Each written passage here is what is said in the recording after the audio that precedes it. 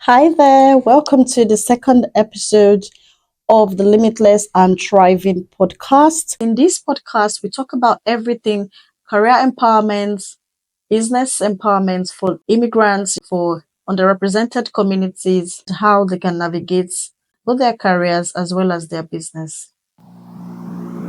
One, two, three, four.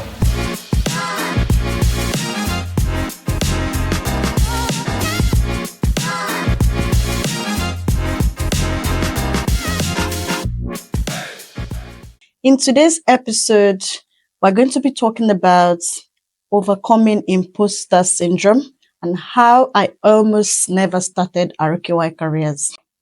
So, if you're one of those battling with imposter syndrome and looking for a real example as to how imposter syndrome can hinder you from achieving long goals, stay tuned and join me on this one. To be honest, what is imposter syndrome? Imposter syndrome is just basically not believing in yourself, thinking that you are not good enough, thinking that you are a fraud, or thinking that there are better people than you, and so you don't deserve whatever it is you're looking to achieve. But guess what, guys? That is totally untrue.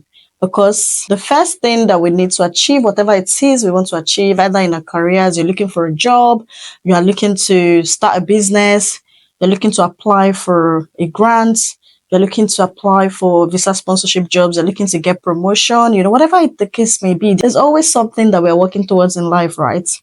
And imposter syndrome is one of those things that can just keep you where you are because you just don't feel good enough to move to the next stage. I don't know if you get what I mean. Right.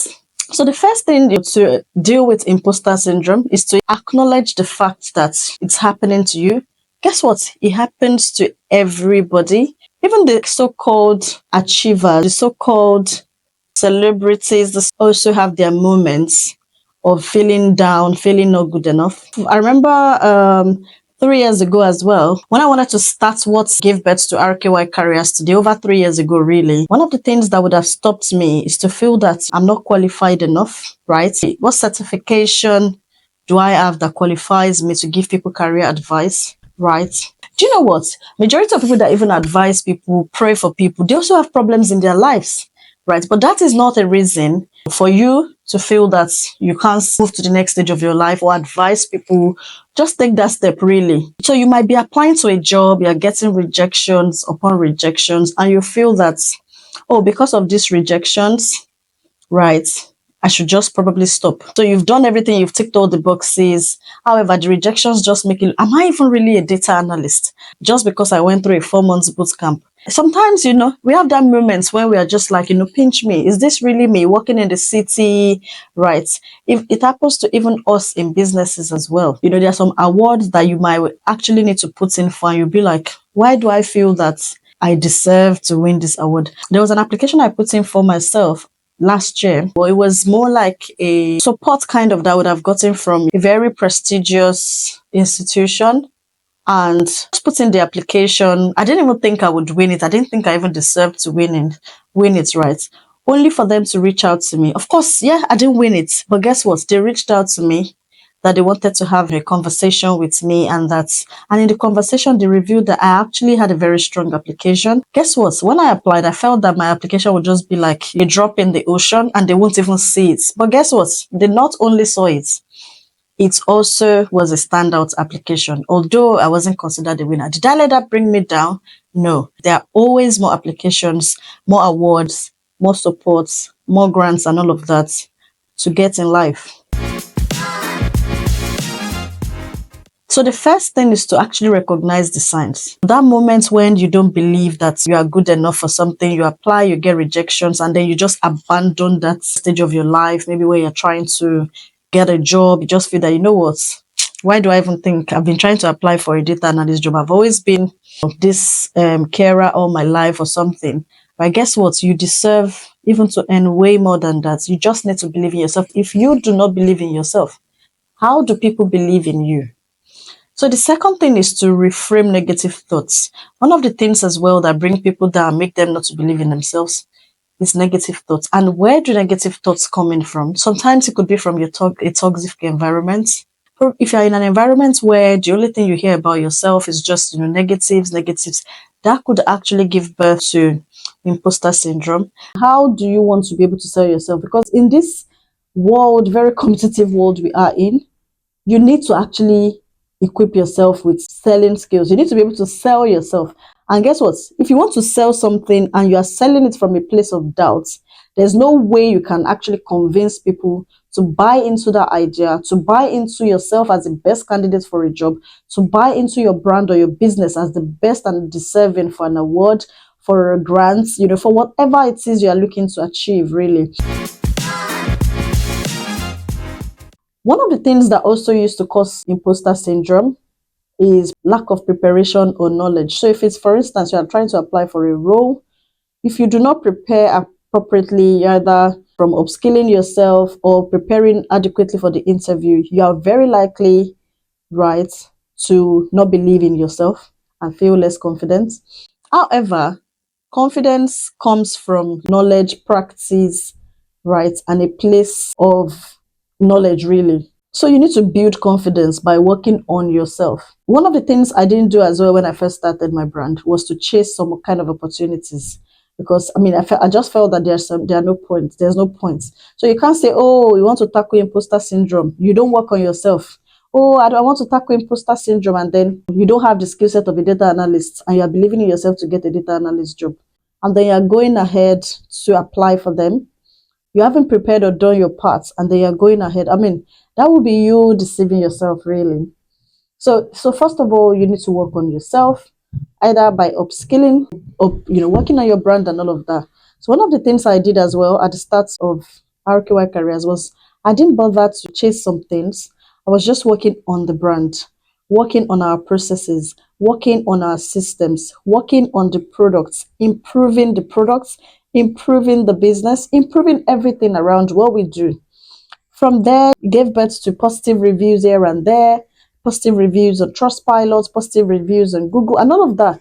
Opportunities would always find you if you are building your brand, working on yourself, and doing your best at it. Opportunities will chase you. Today, I can't count the number of awards that keep chasing me that I turn down, right? Because I just feel that they are no longer necessary or they're not necessary. Right. So you just have to let opportunities chase you and not the other way around. Right. So to the last one, which is you need to note down your wins, because guess what? It is very, very, very, very possible to forget wins. Milestones are very easy to forget and undermine while you focus on the negative. And this happened to me personally as well. There was a year in RKY Careers that there were lots of positives. In fact, months, it was just as if, and I think that's how it's always been. It's just always as if there's something to celebrate every week. You know, a lot of people outside will be looking at me and like, oh, they really want to be like me. Every time I talk to someone outside, of my network, or like people that see me from a distance, they're always like, they want to be like me. I'm inspiring them and all of that. You won't believe that despite all of these achievements, I got to a point of that year, very late towards the end of that year, and it just felt like, I don't know what happened, but it just felt like this imposter syndrome or imposter syndrome we're talking about today, it just crept in. I don't know how I allowed it. And then I started doubting myself. This is me that had won 9 awards this year we're talking about. This is me that had been recognized internationally. But guess what? I just allowed that moment to creep in. What I'm trying to say, anyways, is that celebrate your little wins. Celebrate them. No matter how small, make sure you celebrate them. Document them as well. You need to document them. Have a brag sheet, have an achievement sheet where you write down little things you're achieving. One of the things that goal setting also causes that sometimes when we set goals, we tend to always focus on the end result and not the little milestones we are achieving within the process. What do I mean? Say, for instance, your goal in 2025 is to land a job. You want to land the job. However, in the same 2025, you upskilled from a current place of expertise to a more advanced place of expertise. That's one. That's for career, right? Another thing that have actually done for yourself. You probably were not getting interviews before. Now you are getting interviews, right? Now you are getting interviews. Now you are getting to last stages of interviews. You even probably got a job offer, but not in your desired role or desired salary. But you just feel that it's not just good enough because why? You had already set a goal that you wanted to hit a particular milestone. And because you didn't get there, you decide or you just choose not to celebrate yourself for each of the other milestones, little ones that you are achieving. And that is us not being too hard on ourselves. We need to give ourselves grace on this journey. Because guess what? Especially when we compare ourselves to others, we tend to feel that what we've achieved is not enough or is not good enough. But guess what? You are on your own unique journey, and all you have achieved are big deal to other people. I remember, like I said, right? If I had allowed imposter syndrome, just look at what imposter syndrome would do to you if you don't take that action to start something you want to start now. You'll be denying yourself an opportunity to achieve your goals. I hope you've learned one or two things in today's episode. In the next episode, I'll be bringing on a guest. Subscribe to all the channels on Apple Podcast, on Spotify, on YouTube. I remain Limitless and Thriving Podcast, and I would see you in the next episode.